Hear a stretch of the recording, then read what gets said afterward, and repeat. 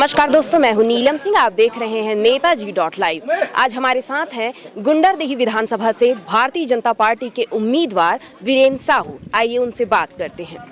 जी, Bharatiya Janata party का जो है घोषणा पत्र आ चुका है। अब आप लोगों के बीच कैसे जा रहे हैं और वो क्या आपसे सवाल जवाब कर रहे हैं? क्या यहाँ की जनता इस घोषणा पत्र से खुश है?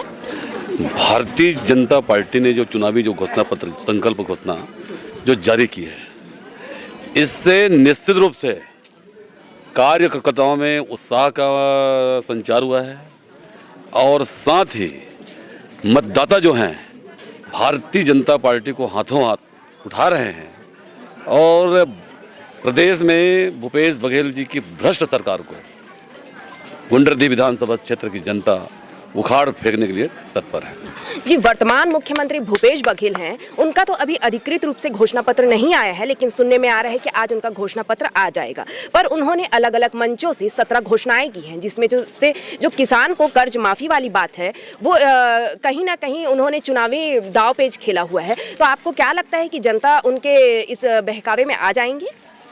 किसानों के साथ भूपेश बघेल जी जो घोषणाएं जो लगातार कर रहे थे, मैं समझता हूं कि 75 पार की बात करने वाला भूपेश बघेल कांग्रेस कहीं न कहीं डरी हुई थी, चुनाव कैंपेन को लेकर सहमी हुई थी, जिसके कारण वो लगातार घोषणाएं कर रहे थे। जो व्यक्ति बोलते थे कि हमने छत्तीसगढ़ का विकास किया है, जो बोलते थे कि हम किसानों का विकास किए हैं, ये उसका डर का नतीजा है और आज कांग्रेस पूरे छत्तीसगढ़ में बिखर गई है। आपकी पार्टी यानी भारतीय जनता पार्टी ने आपको पुनः उम्मीदवार बनाया है और आपके ऊपर भरोसा जताया है। आप इस भरोसे पर कैसे खरा उतरेंगे? भरोसे पर 110% खरा उतरेंगे। और आज आप देख रहे हैं यहाँ पर गुंडरदेही में कार्यकर्ताओं में जो जुनून है, 10 साल का जो सूखा है गुंडरदेही विधानसभा में, उस सूखे को समाप्त करने के लिए भारतीय जनता पार्टी का एक बूथ से लेकर मंडल और मंडल से लेकर जिले के सभी कार्यकर्ता कांग्रेस को उखाड़ फेंकने के लिए तत्पर है। जी, इस बार छत्तीसगढ़ में 2023 के चुनाव में भारतीय जनता पार्टी और कांग्रेस के अलावा भी अन्य पार्टियां जो है चुनावी मैदान में उतरी है। तो इन पार्टियों का असर किस तरह से पड़ने वाला है इस चुनाव में? इस चुनाव में मैं समझता हूं कि यहाँ पे भाजपा और कांग्रेस में ही यहाँ पे लड़ाई है। रही बात आप पार्टी या अन्य पार्टियां, तो मैं समझता हूँ कि उसकी उपस्थिति यहाँ पर दर्ज नहीं हो पाएगी। इस बार के चुनाव में आप किन चुनौतियों को लेकर जनता के बीच जा रहे हैं? इस बार के चुनाव में विकास को लेकर हम जनता के बीच जा रहे हैं। जो विकास के काम होना चाहिए था वो नहीं हो पाया। और रही बात यहाँ पे जो भ्रष्टाचार, यहाँ के विधायक कुंवर सिंह निषाद का जो प्रत्याशी हैं, उनकी जो निष्क्रियता है और उनकी जो कमीशन खोरी है 20 से 30%, 40%, ये किसी से छिपा नहीं है। आज स्थिति यह है कि कोई भी सरपंच उनके साथ घूमने को तैयार नहीं है। और चाहे हम डीएमएफ फंड की बात करें, चाहे हम विधायक निधि की बात करें, चाहे अन्य जो विभाग हैं उनके मामले से जो विकास के काम होते हैं, सभी चीज़ों में इनके द्वारा जो भ्रष्टाचार जो किया गया है वो जन चर्चा में आ गया है। जी, 15 साल के जो बीजेपी की सरकार थी और ये 5 साल की कांग्रेस सरकार में आपने क्या ऐसा अंतर महसूस किया है?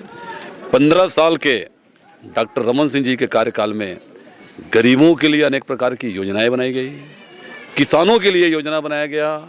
और मैं समझता हूँ कि शिक्षा के क्षेत्र में, सड़कों के क्षेत्र में और पढ़ने वाले विद्यार्थियों के क्षेत्र में, हमारे जो बालिका जो उच्च शिक्षा ग्रहण करते हैं उन लोगों को हम चाहे तो हम सरस्वती शिशु साइकिल योजना की हम बात करें, अनेक योजना डॉक्टर रमन सिंह जी के कार्यकाल में बना, जिसके माध्यम से छत्तीसगढ़ का चहुमुखी विकास हुआ। जी, अगर इस बार के चुनाव में आप जीतते हैं तो गुंडरदेही जो विधानसभा है, वहाँ की ऐसी कौन से चीज़ों, कौन सी बातों को आप प्राथमिकता देंगे?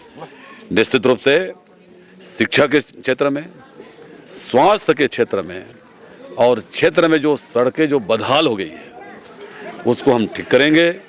और सिंचाई के मामले में किसानों के खेतों तक और कैसे पानी पहुँचे, इसके लिए हम विस्तार का काम करेंगे। जी, आप हमारे चैनल के माध्यम से यहाँ की जनता और मतदाताओं को क्या संदेश देना चाहते हैं, क्या आश्वासन देना चाहते हैं, जिनसे कि वो आपके ऊपर पुनः विश्वास जता सके? क्योंकि आप पहले भी यहाँ के विधायक रह चुके हैं, तो आपने ऐसा कौन सा कार्य किया है जिससे जनता के पास आप वोट मांगने जाएंगे और वो आपको वोट दे?